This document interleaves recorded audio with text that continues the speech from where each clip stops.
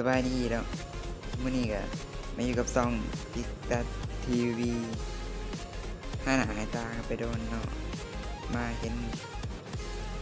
ฟรีไฟคลิปแปลกๆเลยเนาะอาสิมาประกาศเนาะมื้อนี้เฮาก็สิมาประกาศว่าเฮาสิเฮ็ดคลิปฟรีไฟเนาะประกาศเฮ็ดคลิปตลกนำเพื่อเดี๋ยวนี้ปิดเทอมอยู่เพราะว่าเขาปิดเทอมรวมแก๊งยังบ่ได้เนาะเขาก็เลยบ่ได้เฮ็ดคลิปเลยแต่เขาสิมาเฮ็ดคลิปฟรีไฟเนาะบัดนี้เขาสิบ่ได้เฮ็ดยาว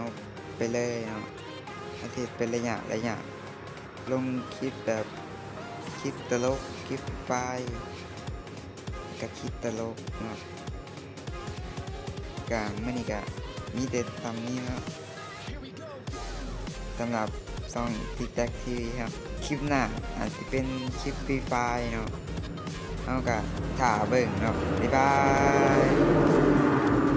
อย่าลืมกดไลค์กดแชร์กด Subscribe เพื่อเป็นกำลังใจเฮ็ดคลิป